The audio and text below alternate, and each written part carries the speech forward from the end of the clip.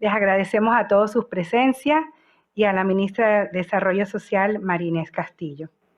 La doctora Sogandares nació cuando la República apenas tenía 4 años, cuando el canal todavía no era una realidad y cuando probablemente muchos de los que estamos aquí aún no habíamos nacido, ya la doctora se había despedido.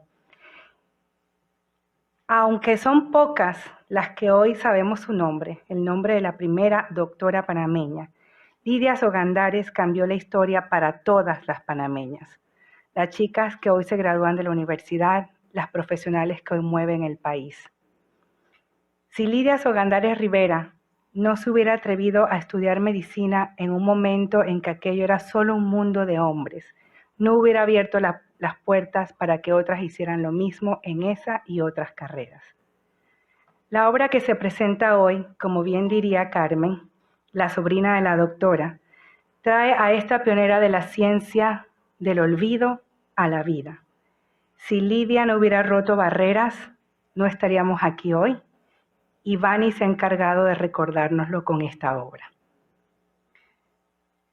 Ahora les presento a la directora administrativa de la Biblioteca Nacional Ernesto J. Castillero, María Magela Brenes, que nos dirigirá unas palabras en representación de esta institución que guarda la memoria histórica de Panamá, que incluye el legado y la vida de la doctora Sogandares.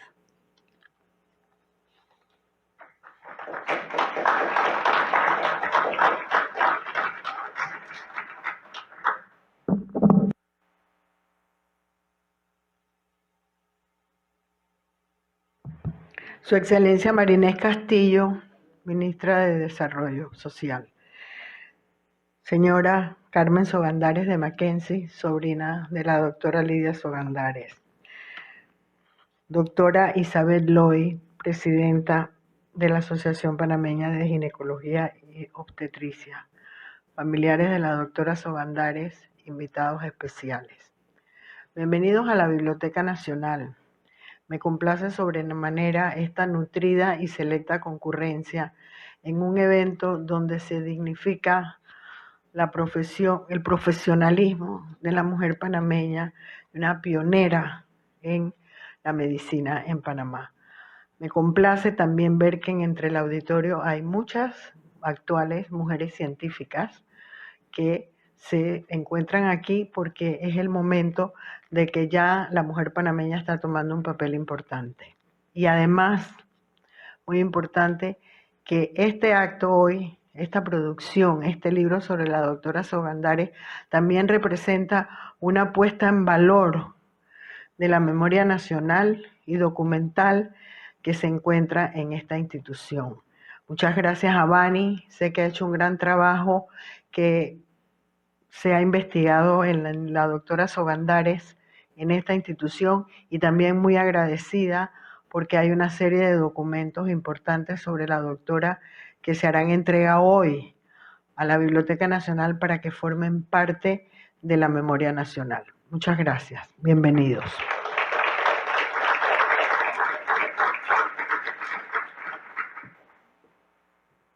Gracias, María Magela. Y tal vez no todos saben, pero la doctora Sogandares fue cofundadora de la Sociedad Panameña de Obstetricia y Ginecología, y esta sociedad patrocinó la publicación de esta biografía.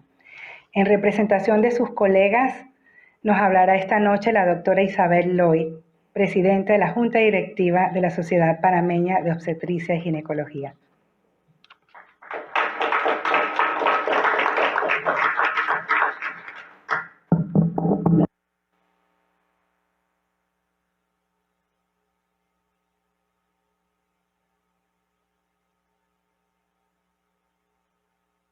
Representantes de reconocidas instituciones del país, colegas y medios de comunicación.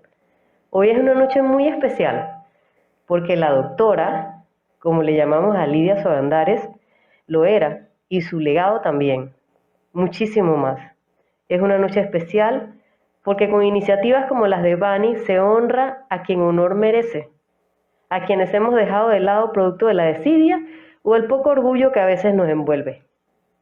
No voy a hablar de la doctora Sogandares Bani muy bien se ha encargado de ello en estos últimos 8 años, dejando también su legado en el camino con el libro que hoy acompañamos a lanzar. Sus apuntes reflejan la gallardía de la mujer panameña de hace más de un siglo, porque si bien cuenta la historia de Lidia Solandares, en la misma época muchas otras mujeres eran pioneras de la ciencia. Refleja también la gallardía de la mujer panameña de hoy, que decide no hablar de sí misma, sino de usar a sus pares para mostrar que para las mujeres es posible liderar y romper paradigmas. Hoy, Lidia Sogandares cumpliría 115 años. 3/4 de siglo han tenido que pasar para que se comience a hablar de ella y de su legado. ¿Cuánto no hemos dicho aún? ¿Cuánto de su legado se ha olvidado? ¿Cuánto de su legado usamos de ejemplo? ¿Trabajamos nosotros para dejar un legado? Para la SPOC, es un honor hacerse partícipe del esfuerzo de Bani para enaltecer la figura de quien lideraría la inclusión de la mujer en la medicina y en la ginecología y obstetricia, de quien desde hace más de un siglo ya luchaba por problemas de salud pública que aún golpean nuestra sociedad. A nuestras mujeres, como lo es el embarazo en adolescentes, de quien sin duda fue una verdadera activista por los derechos de salud sexual y reproductiva de la mujer panameña. El libro La doctora Lidia Sogandares debe considerarse un documento de lectura obligatoria para quienes decidamos continuar el camino de la lucha por la salud de la mujer panameña.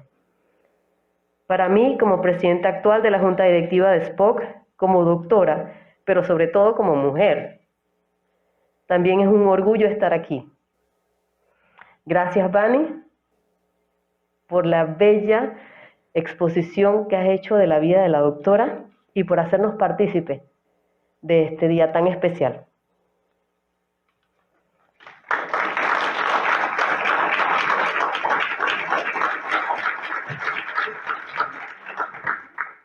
Gracias, doctora Lloyd.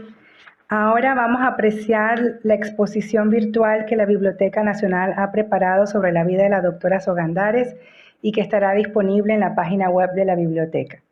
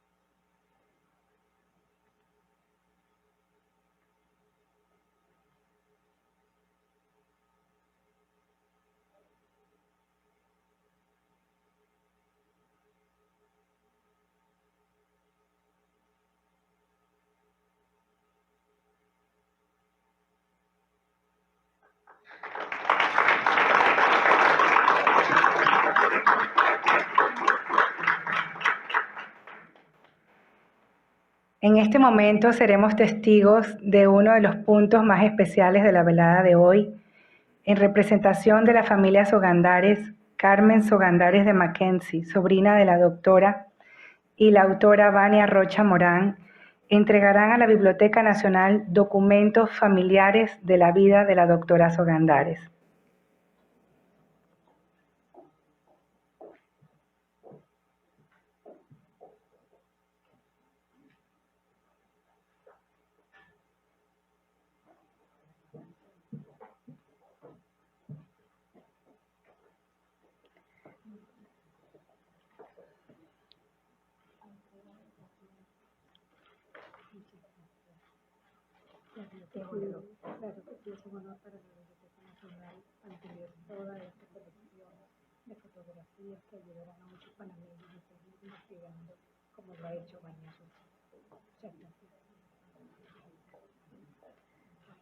Los documentos entregados hoy incluyen fotografías, recortes de periódico y correspondencia familiar.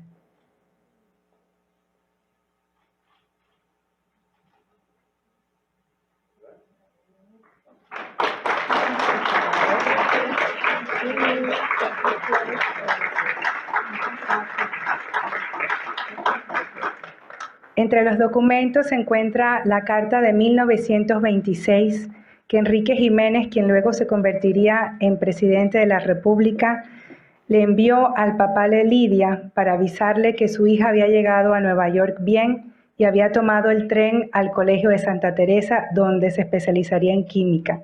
Aquel viaje fue el viaje que le cambió la vida, le abrió la vida a otro mundo y el que formalizó el inicio de su carrera hacia convertirse en la primera médica panameña. Estos son parte del legado que queda resguardado en la Biblioteca Nacional. Lo hermoso de un libro es que es una experiencia muy personal, que se vive a solas, pero siempre es apasionante conocer el camino creativo y de investigación que hay detrás de cada obra.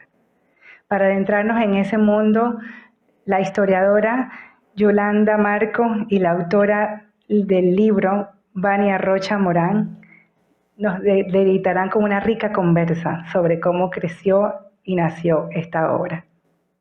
Un saludo a todas las autoridades. Me sumo a los saludos anteriores para no repetir, porque además creo que me liaría y sería muy desastroso esa introducción. Así que me voy a dedicar más a Vani. Antes hablábamos con Vani de otros encuentros que hemos tenido por aquí y en otros lugares. Hace años ya, y yo conozco del trabajo de Vani, de su proyecto desde hace muchos años.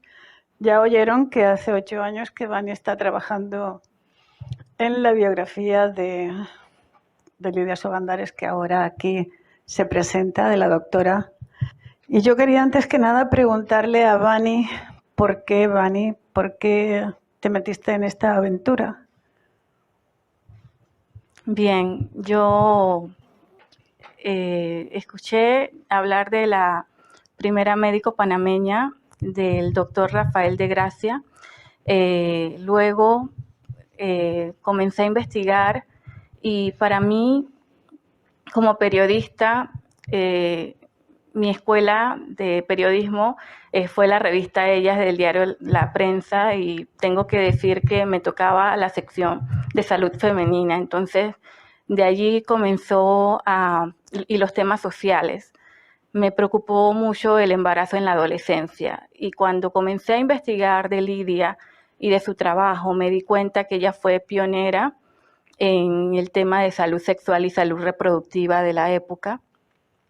Ella denunció en la década de los 40 ante los medios el hacinamiento que había en el Hospital Santo Tomás en el área de maternidad, y aprovechó para decir que la mayoría de esas mujeres que llegaban a dar a luz eran mujeres menores de 20 años con 3 y 4 hijos sin padre. También habló de la paternidad no responsable, y a mí me pareció que era una mujer entonces muy visionaria, y me llamó mucho la atención que un tema que hoy todavía seguimos trabajando, que es el embarazo en la adolescencia, ya ella lo venía trabajando desde la década de los 40, y me pongo a pensar qué complejo es este problema, ¿no? Que todavía no hemos terminado de resolver, a pesar de los muchos esfuerzos que se hacen. Y creo que ese vínculo dio pie a que ella se convirtiera en una investigación y no en un reportaje.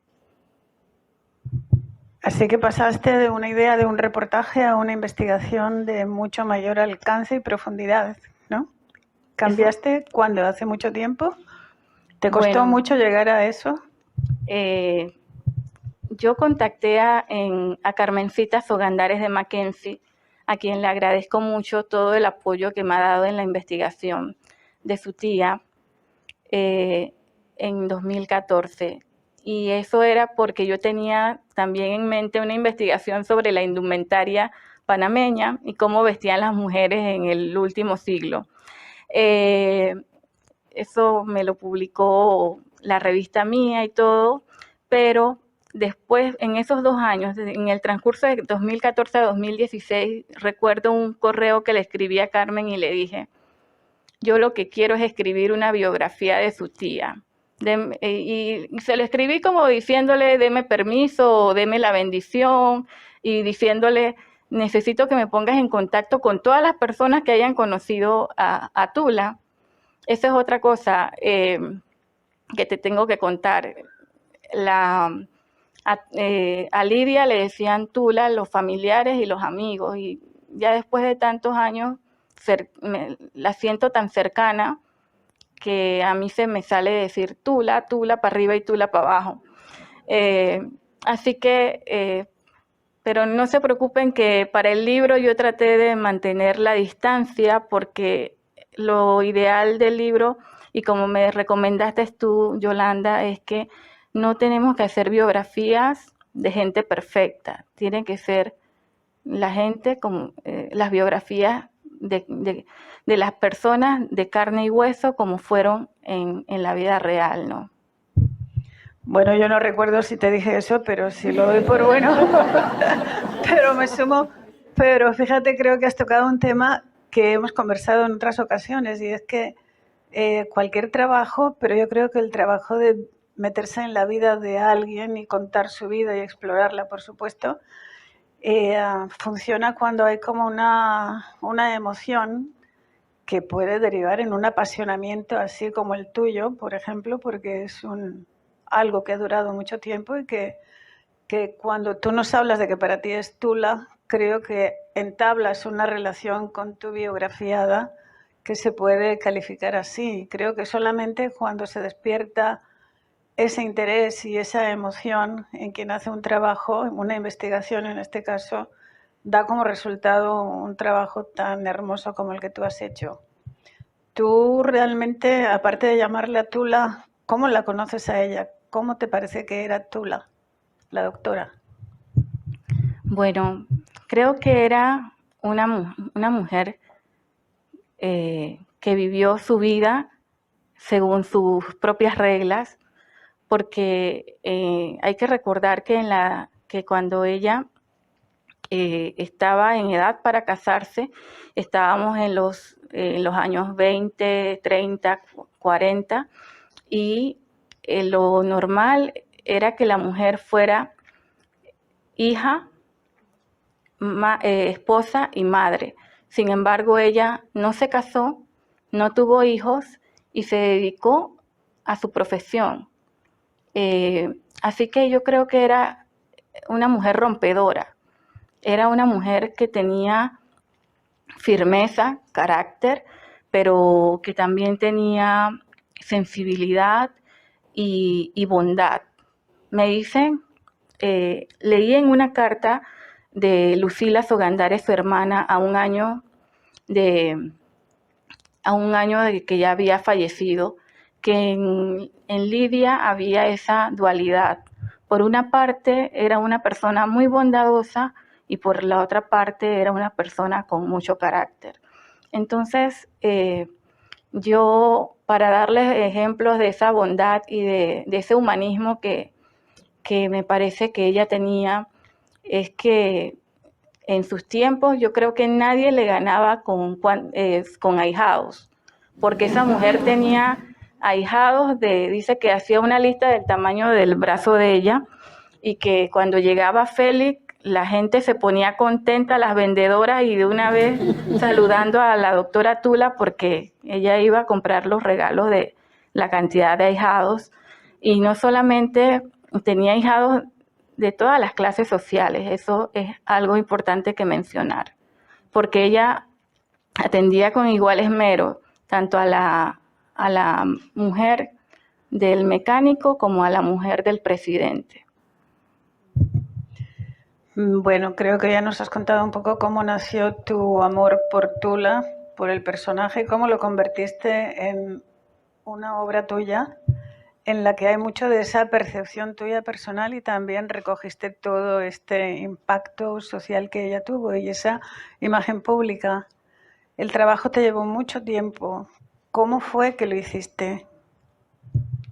Bien, el trabajo fue un proyecto personal, así que me ha tomado 8 años porque lo hice en mi tiempo libre, incluso en un momento en que quedé sin trabajo, lo aproveché para eso.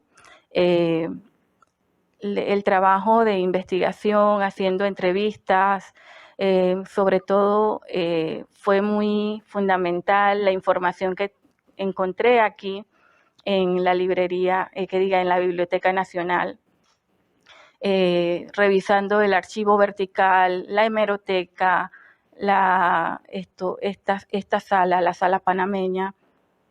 También tengo que decir que aunque quedé sin trabajo, tenía una tarjeta de crédito sin usar y decidí irme a Washington, D.C., a la biblioteca de la Georgetown, a revisar la correspondencia cruzada de la feminista Esther Neira de Calvo con Lidia Zogandares, porque ella, Esther Neira de Calvo, era madrina de Lidia, madrina de confirmación y mentora. Así que allá la información que conseguí más fue como de la mujer, así que no me arrepiento para nada de haber hecho esa locurita. Fue de verdad que he disfrutado estos años de investigación. Bueno, fue una aventura y un poco loca, pero todas las aventuras tienen un ingrediente de locura, si no, no lo son, ¿no? 8 años así. Y trabajaste de manera intermitente, por lo que entiendo, ¿no? Sí, de manera intermitente. A mí me interesa, y creo que no es solo mi interés, creo que es de todo el mundo, se pregunta por qué Tula estudió medicina y luego por qué se hizo médico ginecobstetra. ¿Qué es lo que la llevó a eso? ¿Dónde nació? ¿De qué nació su vocación? Pues hace poco, gracias a los documentos que hoy entregó Carmencita a la Biblioteca Nacional, fue que encontré un periódico de Puerto Rico. Lastimosamente no tiene el nombre del periódico, ni la fecha, pero sí tiene toda la entrevista completa. Y en esa entrevista, que es buenísima, da unas declaraciones sumamente importantes, Lidia. También menciona que ella tuvo un referente ella tuvo deseos de ser médica desde que era niña, desde que recuerda que tiene uso de razón. Y segundo, también el referente era su mamá, porque su mamá era como una especie de sanadora o una médica empírica en Taboga que curaba a la gente, y que eso a ella le reforzó esas ganas de convertirse en médica. Y creo que Lidia en ese sentido tuvo un gran apoyo de sus papás, primero de la mamá, que sabía la inteligencia que tenía la hija y la apoyó a que estudiara, tanto en la escuela de Santa Ana número 2, donde siguió los estudios que había empezado en Taboga, porque ella era tabogana, y luego para entrar en el Instituto Nacional, gracias a que en 1919 se da la ley de coeducación, ella puede estudiar allí. Entonces yo creo que precisamente el Instituto Nacional le da la confianza a ella, se demuestra que ella puede, que es muy inteligente, se gradúa con el primer puesto de honor. Y eso le da a Esther Neira de Calvo, disculpen que salte de una idea a otra, eso le da a Esther Neira de Calvo la potestad para decir que la coeducación sí vale, que las mujeres tenían iguales capacidades y que la mujer como feminista lo primero más importante, la primera acción que debía hacer era educarse. Así que para volver a tu pregunta, diría que ella estaba clara desde niña en que quería ser médico y por suerte y por mucho esfuerzo también de ella y de su familia lo pudo lograr. Me parece muy interesante esto que has dicho, porque aquí en 2 generaciones la madre y ella encontramos una línea de continuidad, un referente de una mujer que practica la curación, la sanación, sin tener conocimientos académicos, y ella que va un paso más allá, pero catapultada, podríamos decir, o quizá conociendo ya el trabajo de la madre, ¿no? Porque en su época son otros referentes en Panamá, no los tuvo, ¿no? Pero es muy interesante resaltar en este caso el papel que tuvo la madre, ¿no? En ese medio de la época. Yo recuerdo haber visto mucha información hablando de, bueno, muchas referencias a Lidia, nombres, ella aparece mucho en los libros y en las publicaciones de los estudiantes del Instituto Nacional de los años en que ella se graduó. Cuando aparecía ahí en la exposición, hay una foto cuando ella fue la reina de uno de los reinados de estudiantes en el Instituto Nacional. Del primero. Del primer reinado. Sí, tuvo un impacto muy importante en el instituto, no solamente entre mujeres, bueno, entre personas como su mentora, en este caso hablando de Esther Neira de Calvo, sino también entre sus compañeros y compañeras, ¿no? ¿Qué problemática la llevaría además de ser doctora, de estudiar medicina, a interesarse por qué problemas? ¿Qué fue lo que la llevó su vocación hacia la medicina ginecológica y obstétrica? Ya has hablado antes de eso un poco, ¿no? Pero sí, me gustaría que lo ampliases. Bien, Esther Neira de Calvo escribe sobre Lidia Sogandares un año después de muerta. Ella escribe un reportaje en honor a Lidia y allí nos cuenta que cuando ella participó en el Congreso de las Mujeres de 1926 como estudiante graduanda, ella abordó el tema de las niñas y niños pobres. Entonces, eso deja ver que ella tenía una visión muy social, de que le preocupaba las personas con ciertas necesidades. Y cuando ella hace ella estudió en Estados Unidos, su licenciatura y su doctorado en medicina, pero hace su internado y residencia en el Hospital de las Mujeres de Filadelfia. Allá ella hace su práctica como en ginecología y en obstetricia. Entonces, yo creo que algo tiene que ver en que quizás sí tenía un interés por ayudar a la mujer, pero también yo creo que ella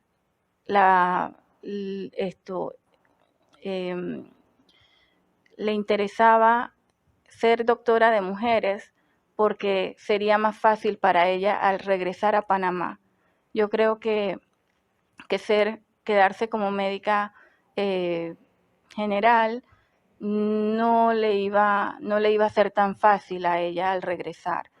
En 1935 ella regresa a Panamá después de 9 años y en el Hospital Santo Tomás todos los médicos eran hombres y todas las mujeres eran enfermeras. O sea, no había nada escrito, pero era una tradición. Entonces ella rompió con esa tradición y me parece que el mejor que lo pudo romper, pero que nadie se interpuso, porque ella no iba a ver hombres en la consulta, ella iba a ver a mujeres. Claro, eso también es importante, en recordar cómo son los contextos y el mundo en el que ella vivió en los años 30. Una mujer médica era extrañísima, no había ninguna, y se encontró con un medio muy complicado.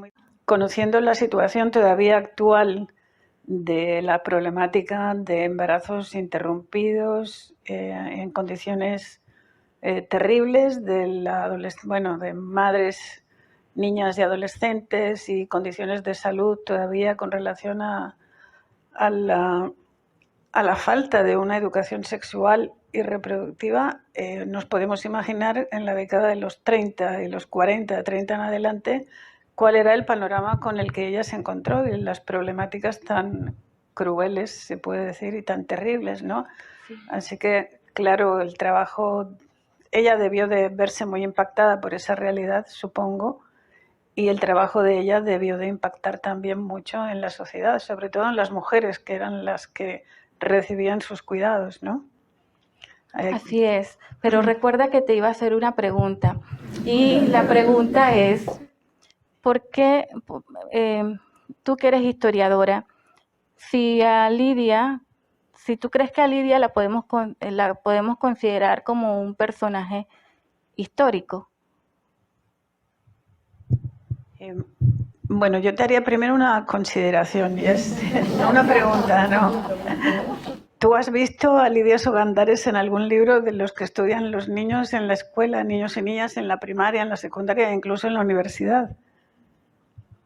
No. Yo hace tiempo que no me dedico a mirar esos manuales de historia de Panamá, pero jamás la vi en ninguno, ni a ella ni a ninguna mujer casi que no fuese Ana Yancy y Rufina Alfaro y alguna otra más, ¿no? De modo que va a depender de lo que cada cual, de lo que se considere como historia. Por supuesto que es un personaje histórico. Ella y muchas más mujeres que no aparecen en los libros y que deberían de estar. Deberían de estar si hubiese otra consideración, otra idea de que la historia no es la historia de unos personajes extraordinarios que hacen cosas, hechos históricos, como se decía antes, ¿no? Que generalmente, esos hechos históricos se consideran siempre aquellos que están relacionados con el poder político, poder económico, poder científico incluso también, ¿no? O cultural.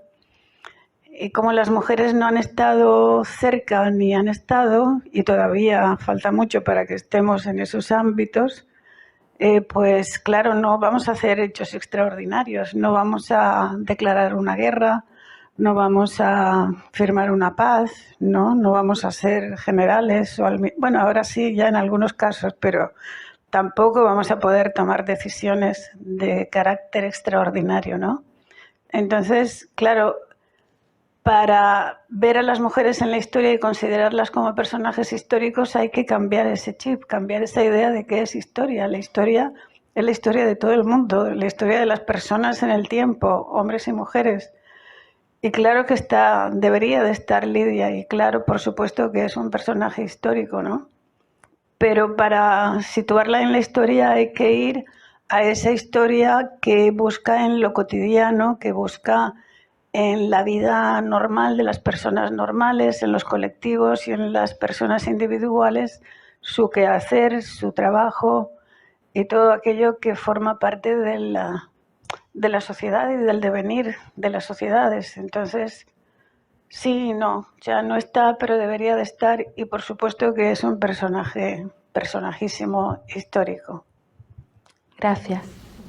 Y bueno, a partir de ahora ya no habrá excusa porque hay investigación hecha y ya tú la has situado en los documentos, la has situado en las letras, que eso es muy importante, eso ya es un salto cualitativo. Ya nadie podrá decir yo no he leído, yo no he visto, yo no sabía. No, pues sí, debería de saber. Cualquier historiador o historiadora ahora debería de saber y de incluirla en la historia de Panamá, y en la historia de la ciencia en Panamá, y en la historia de las mujeres en Panamá. Súper. Ahora sigo yo con las preguntas. Yo recuerdo, Vani, que algo que tú me dijiste, que Lidia, en una entrevista, por allá parece que era cuando ella cumplió como 25 años de su profesión. Sí. En una entrevista que le hicieron, ella dijo, no he actuado nunca como una mujer, sino como un médico. ¿Eso qué significa? Bueno, esa frase me gusta mucho y para los que quieran revisar los papeles que hoy entregó Carmencita a la biblioteca, nuevamente les digo, esa es la entrevista de Puerto Rico, que es muy buenísima. Allí ella suelta esa frase. Cuando leí la declaración, yo lo primero que pensé, ay, ¿qué le habrá preguntado el periodista cuando ella le respondió eso? Entonces, pero yendo a la frase, no he actuado nunca como mujer, sino como un médico. Yo la verdad creo que por la presión y por el momento en que ella vivió, ella debió sentir que ser mujer era como la debilidad de ella como médico.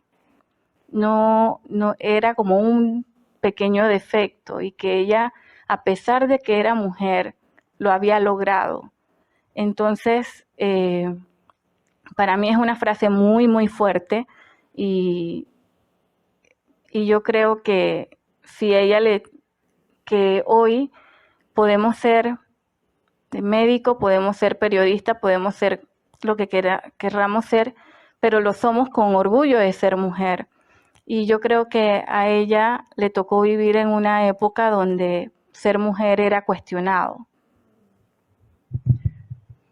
Sí, yo creo que sí, estoy de acuerdo contigo. Yo creo que ella ahí se estaba como defendiendo de lo que todavía se pensaba de que las mujeres no podían, no debían, no eran capaces, no estaban a la altura de... Me parece que va por ese camino y... Qué bueno que coincidimos. Sí, te voy a hacer otra pregunta para que me hables más de su madrina, porque ella tú lo explicas muy bien en el libro y ahora has hecho referencia a eso. Esther Neira de Calvo fue su madrina, una persona muy querida por ella, ambas se querían mucho, tuvieron mucha relación a lo largo de toda su vida. Esther la ayudó mucho. Esther fue dirigente de una organización feminista y hasta donde yo sé, la doctora nunca se autoproclamó feminista. ¿Cómo ves tú la vida y la obra cómo ves tú a la doctora desde la perspectiva del feminismo? Eso, gracias por la pregunta. En eso he tenido mucho cuidado. En ningún documento que he leído de los que han llegado a mis manos, Lidia se definía o se proclamaba como feminista. Sin embargo, como les digo, era una mujer rupturista. Y yo como feminista lo dejo muy claro porque hay que respetar el personaje como es, ¿no? Sin embargo, tampoco era que estaba en contra del feminismo, porque su madrina era feminista, tenía amigas feministas y nunca tampoco habló en contra de eso. Entonces yo creo que simplemente era una idea que respetaba, pero dentro de la cual quizás no sé por qué razón ella no entró al movimiento. Pero creo que lo importante de Lidia es que ella misma, su pensamiento era libre, su pensamiento era que ella podía hacer lo que ella quería hacer y que y eso fue lo que transmitió a todos a su alrededor. Sí, yo creo que no hace falta proclamarse feminista o pensarse como feminista para actuar como una feminista. Con eso lo que quiero decir es que simplemente fue una mujer libre que hizo lo que quiso con su vida y que eso es lo que hacen o lo que reclama el feminismo, ¿no? Me interesa recordar algo que aparece en tu trabajo y es de esa relación cómo fue la existencia del movimiento feminista y de una organización feminista, en este caso la Sociedad Nacional para el Progreso de la Mujer, cuya líder era Esther Neira de Calvo, la que hizo posible que ella obtuviese una beca para ir a estudiar a Estados Unidos. O sea que el feminismo está alrededor en todo el contexto histórico que ella vive, ¿no? Y eso creo que es interesante. Bueno, sí, a pesar de que el feminismo sí la ayuda, el feminismo de su madrina, porque precisamente ella puede ir con la Unión Panamericana. Esther Neira de Calvo consigue una beca para una estudiante panameña y en ese momento la que había ganado o había salido con el primer puesto de honor del Instituto Nacional era Lidia Sogandares. Así que esta beca es la que le permite a ella hacer su primera, como quien dice, hacer su primer camino hacia la medicina. Entonces yo creo que ella tenía muy buenas conexiones y entre esas está la de Esther Neira de Calvo. Bueno, ya creo que podíamos ir terminando, aunque hay muchísimas más cosas interesantes en el libro. Cuando hablaste de 1926 recordé ese Congreso de Mujeres y el Congreso Interamericano de Mujeres, que fue absolutamente ignorado por casi todos y que fue muy importante, creo yo, ¿no? Que es a rescatar. Lo que quiero decir es que a lo largo de la vida de Lidia, o mejor dicho, siguiendo el curso de tu libro, vamos a revisar la historia de Panamá con la vida de Lidia y ahí aparecen signos de cosas y de acontecimientos que pueden llevarnos a explorar y a conocer otras muchas más. Es como un abrir caminos hacia otros descubrimientos y hacia otras investigaciones. Y yo deseo que el libro sirva para eso también, ¿no? Para despertar otras vocaciones y otros trabajos de investigación. Pero por último ya el libro. Hiciste la investigación que te costó 8 años, ya nos contaste cómo la hiciste, y el libro, cómo nació el libro. Porque una cosa es tener la investigación y tenerla en la computadora o en tus papeles y otra cosa hacer algo que vas a dedicar a la gente, que va a salir para que todo el mundo lo lea y lo conozca. Bueno, debo decir que dudé mucho de publicar el libro, porque yo me preguntaba, me cuestionaba, este libro realmente vale la pena publicarlo. Después dejé después de ese pensamiento egocéntrico y me puse a pensar, esta investigación yo la hice por rescatar a Tula. No importa qué piensen del libro, lo que importa es que esa información esté a la mano de todos y que se comience a a tener material en un solo lugar de Lidia, porque como saben, ya les expliqué que tenía que ir aquí por un poquito, acá por otro poquito. Entonces, y hace 8 años atrás, Lidia Sogandares lo ponías en Google y tú no encontrabas nada. Hoy sí se encuentran notas y eso me alegra mucho, y también pienso igual que tú. Yo espero que este libro sea como un inicio y que otras personas o otras instituciones tengan ganas de hacer algo más allá, más a profundidad, o investigar algo en específico sobre la vida y obra de Tula. Después de decir esto del libro, que lo dudé y ahora no me arrepiento, porque la verdad es que hoy se conmemoran 115 aniversarios del natalicio de Tula, y estamos haciendo, todos los que estamos aquí estamos haciendo honor a esa gran mujer. Así que les agradezco también la participación y agradezco a la Sociedad Panameña de Obstetricia y Ginecología por haber patrocinado esta publicación.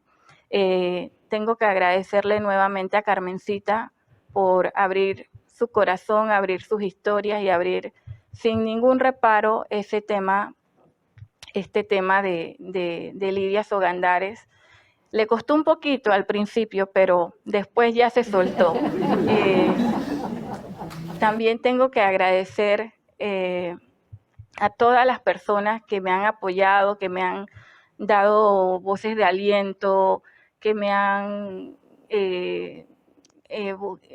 si encuentran, se topan algo de Lidia, le toman una foto, me lo hacen llegar. Todos esos detalles se agradecen, pero aquí tengo pero no quiero mencionar nombres porque me puede faltar alguno y no quiero herir susceptibilidades. Así que quiero agradecer también esta noche a mi madre, a mi mamá, a Victoria Morán.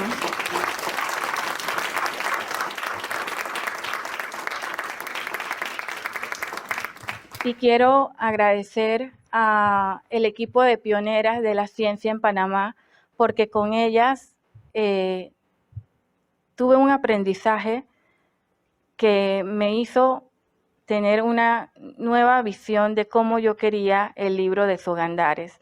Entonces, de verdad, mis compañeras, gracias, porque con ustedes pasé 12 meses de buen y riguroso trabajo.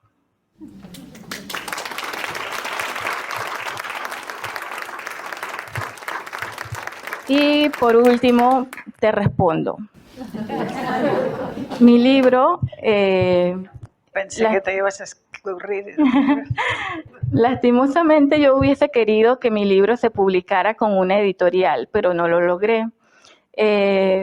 Y al no tener editorial, lo que sí quise hacer era buscarle un buen editor, y busqué a Javier Estanciola, que ha ganado el Ricardo Miró 4 veces y que es un excelente dramaturgo. Me busqué también, tengo que agradecerte a ti, Yolanda, por hacerle ese prólogo al libro, y tengo que decirles que a Yolanda yo le dije: Yolanda, por favor, lee el libro, y si te parece bien, tú le haces el prólogo. Si no, no te preocupes, que no pasa nada. Así que la mujer me hizo el prólogo, así que debe ser que el libro está bastante bien. Con esto termino. De verdad, muchas gracias, y le paso la palabra a Ileana. Gracias, Vani y Yolanda, por la conversa muy sabrosa, muy inspiradora. Ahora abrimos el espacio a las preguntas del público. Aquellos que quieran hacer una pregunta, levanten la mano y con gusto les acercamos el micrófono. Buenas noches, ¿cómo están? Bueno, felicidades, Vani, por ese libro. Más que una pregunta, yo quería hacer una reflexión. Conversando con Vani, ella decía que había la propuesta de que la sala de maternidad del Santo Tomás llevara el nombre de la doctora. Creo que sería interesante un espacio como este para que justamente no quedara solamente en una propuesta, sino que su nombre pase a resonar en la sociedad por todo el aporte que hizo. Y una segunda reflexión, lo interesante que las ciencias se comuniquen. Están aquí las autoras de pioneras, pero también al mismo tiempo está la investigación sobre el embarazo adolescente y al mismo tiempo está la sociedad panameña de obstetricia. Entonces, qué interesante es que ese conocimiento se conjugue y justamente haciendo honor a todo lo que significó el trabajo de la doctora, cosa que veamos a esas niñas adolescentes desde otra perspectiva, ¿verdad? De la perspectiva de las ciencias sociales, pero también de las ciencias médicas, porque si ese conocimiento se conjuga, pues vamos a tener una mejor sociedad. Y bueno, felicidades, porque de verdad rescatar la memoria es parte de hacer país. Muchas gracias, Violeta. ¿Alguna pregunta más?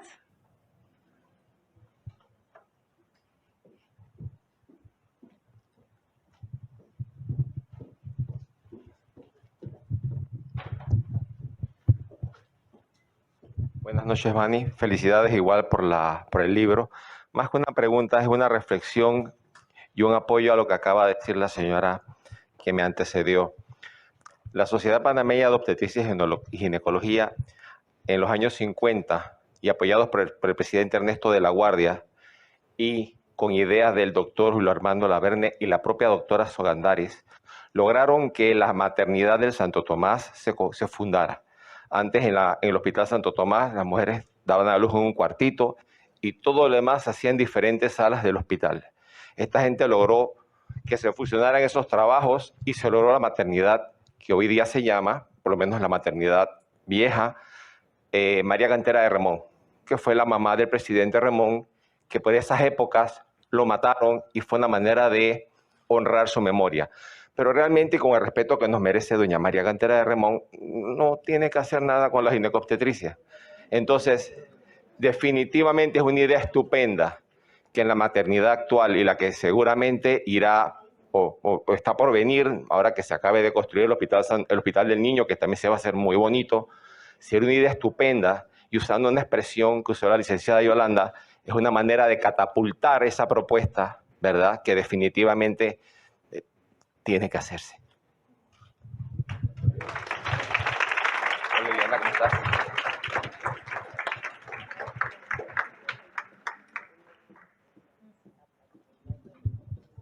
Bueno, yo creo que los comentarios del público nos inspiraron todavía más.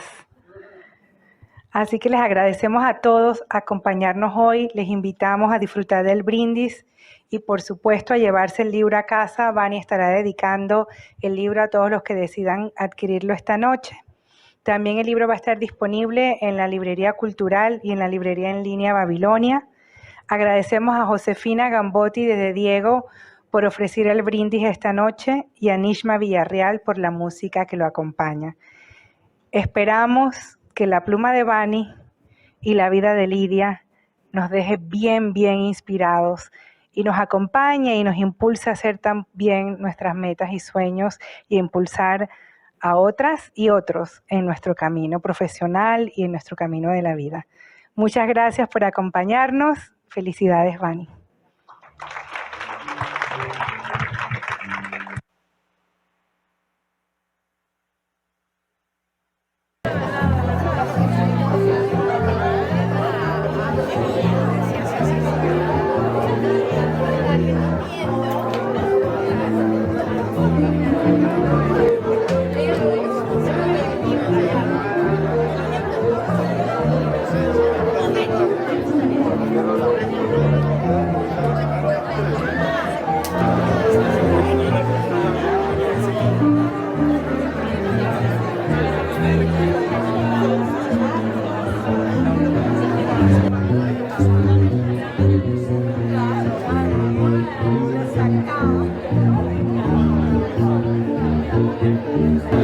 Venga,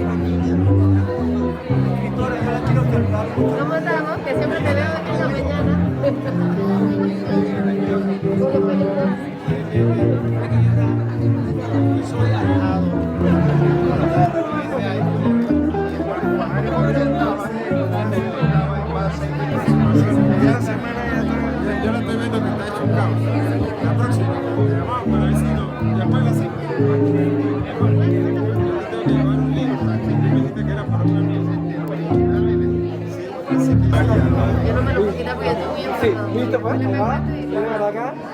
Eso.